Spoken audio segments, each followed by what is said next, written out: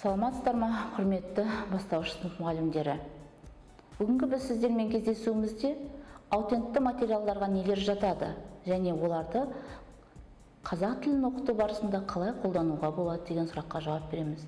Аутентті мәтіндерге бұл айналамыздағы оқу үдерісіне арнайы бейімделмеген кез келген мәтіндерді алуымызға болады. Бұл есебінде жарнамалық постерлер, дәрі-дәрмек қорабы да берілген ақпараттар, шақыру қағаздары немесе концерт билеті, түрлі сауда-саттық жасау барысында алынып жатқан түбіртектер, жол көлік билеттері, бұлардың барлығы аутентті мәтіндердің мысалы болады.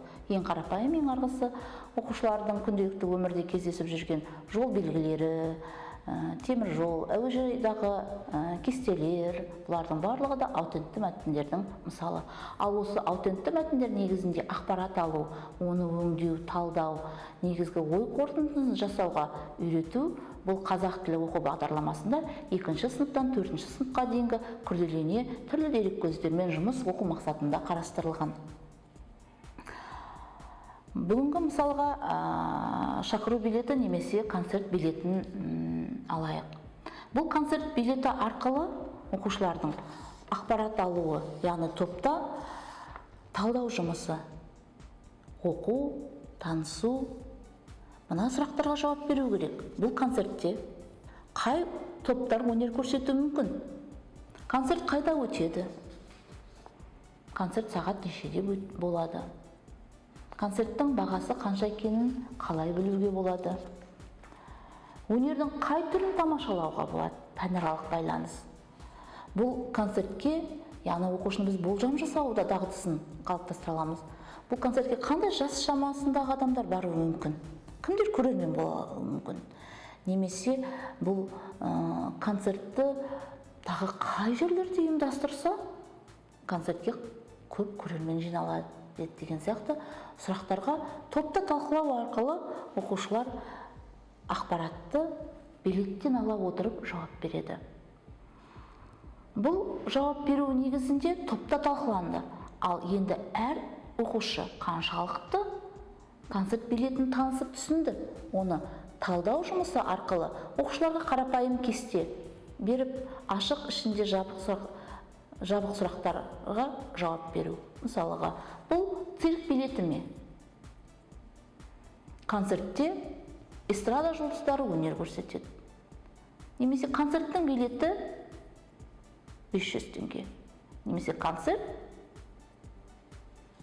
Қазақстан кинозалында өтеді деген сияқты сұрақтар оқушылар дұрысын және бұрысын өз бетінше белгілейді.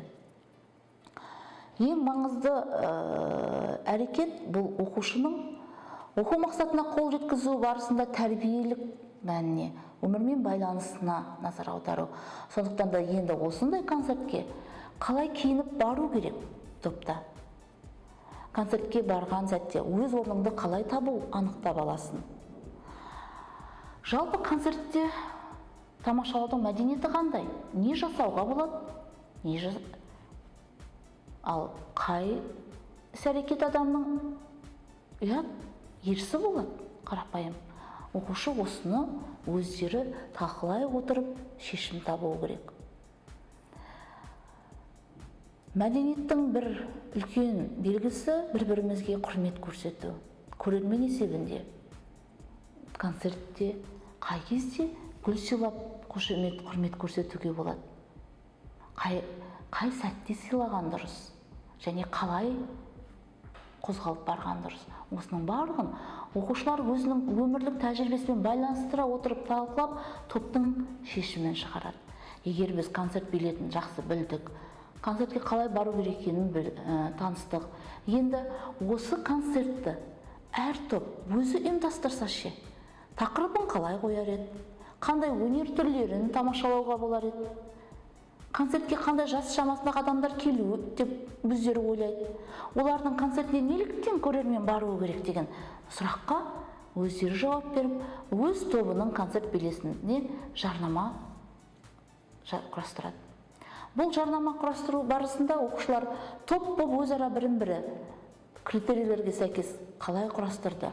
Тыңдарманның назарын аударту үшін сөз қолданысы қандай болды? Қандай ым-ишараны, дауыс екпінін, дауыс ырғағы қандай болды? Бір-бірі топтар өзара бағалай алады.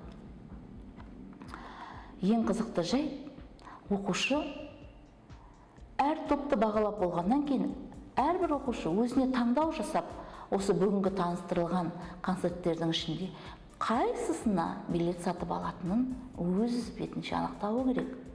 Және бұл анықтағаннан кейін тәрбиелік мәніміз, концерт билетін кімге сыйлар едің?